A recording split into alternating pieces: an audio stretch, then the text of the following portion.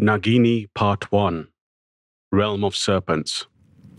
I was sitting in my armchair, eyes on the fireplace, sipping a single malt when I heard her voice.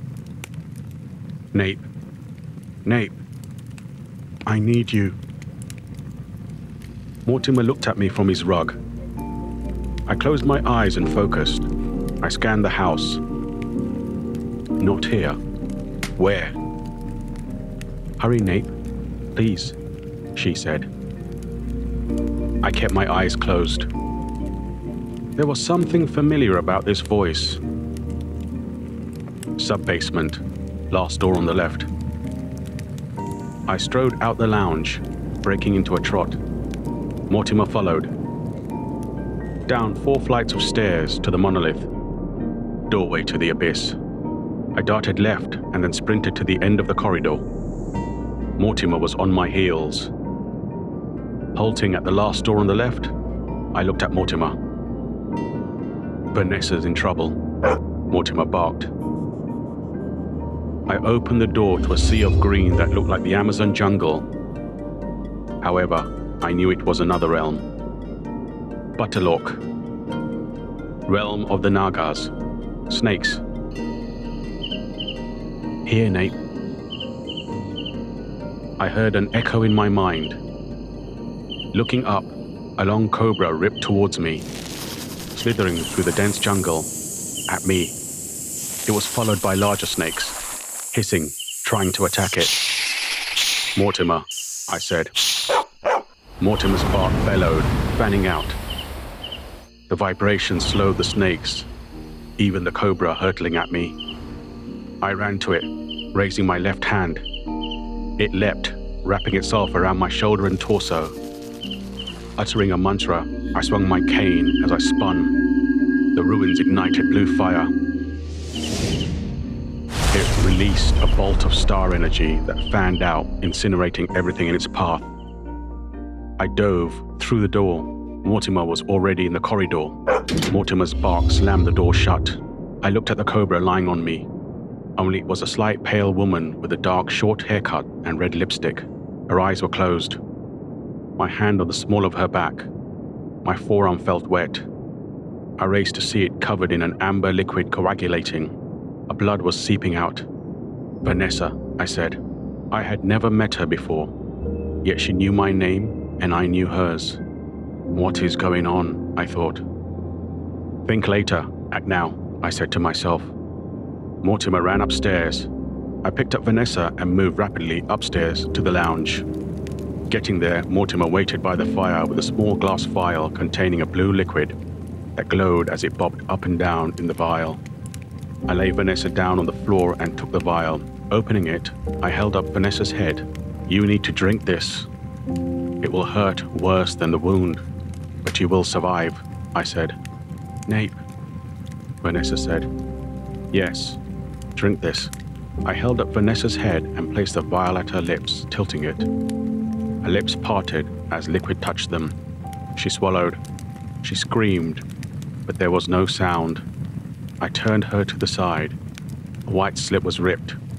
I watched blue fire fuse the deep gash. Blood stopped pouring out. The tear in her white apparel reformed. Vanessa opened her eyes. I helped her to her feet. What is happening in your home? She said. Mortimer walked over to Vanessa. She crouched down and hugged him. Good to see you too, she said.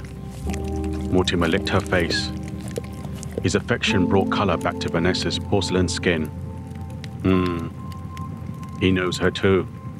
She turned to me, reaching up. She threw her arms around my shoulders and embraced me. Fear and relief wafted through me. It was coming from her. I reached around her waist and held her. You're safe here. Vanessa's arms lowered to rest on mine. She gazed into my eyes. I could see her true form. That of a long, powerful cobra with radiant eyes that exuded warmth and wisdom. She is a princess of the Nagas. Please sit down, I said. Vanessa took a seat as I returned to my chair. 2 single malt whiskies waited there on the table beside my chair. I nodded to Mortimer, who sat down on his rug near the fireplace. I gave one whiskey to Vanessa, who sipped it. Vanessa, I know what you do here. Civil war is happening in my world. They are attacking us. I don't know why. They have my little brother. He's guiding them. What about your father, King Vasuki? Vanessa shook her head. He's safe. They cannot touch him. Some of the elders, they can ignore the whispers too. Whispers? Vanessa nodded. I can hear them too. They are calling us, inciting us to join them in the other realm and storm Sheepdom. They mean to come here to your home, Nate. Do you hear them? Vanessa said. I shook my head. They have turned Donnie into a vile beast, Vanessa said. I looked at Vanessa, who was gazing at the glass of whiskey in her hand. Vanessa comes from Butterlock, a realm hidden deep in the Vale. Vasuki, the Naga king that reigns there, is almost as old as the Mighty One, known for his generosity, protection, and wisdom. He and his kin have guided mankind through troubled times.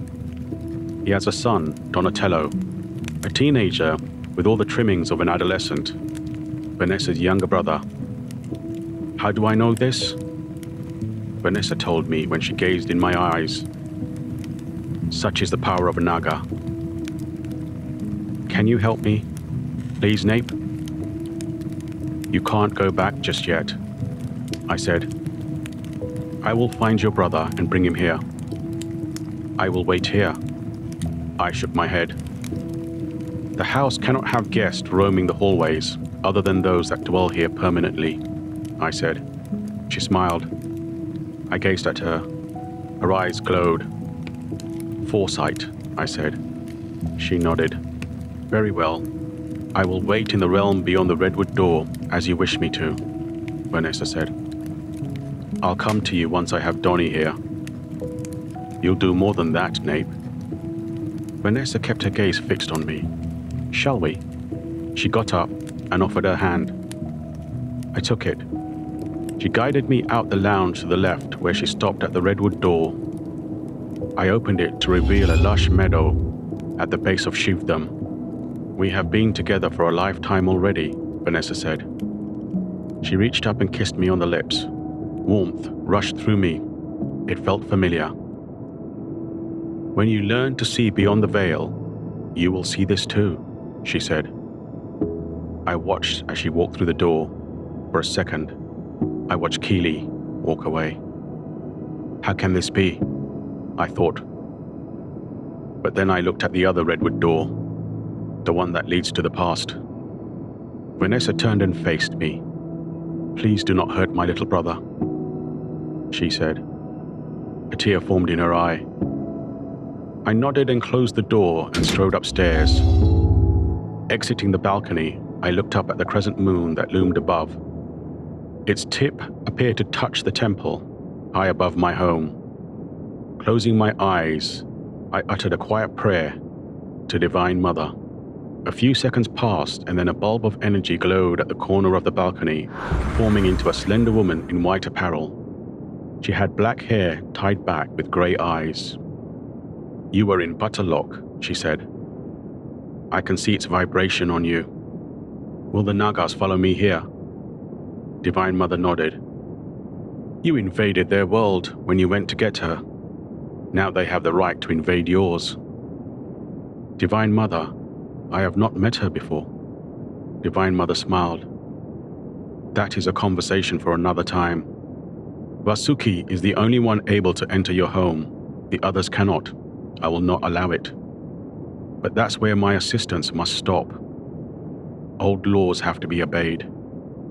You must go there and get the young Naga and bring him here. Not only for his sake, but perhaps he might be able to shed light on who is behind the whispers, Divine Mother said. I touched my heart and gave Divine Mother a gentle nod. Do not let a Naga bite you. It cannot kill you quickly, but it can kill you.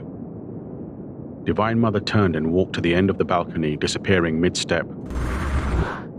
End of Part 1. Part 2 to follow next Sunday at 11. Stay safe. Don't die in your sleep. Godspeed.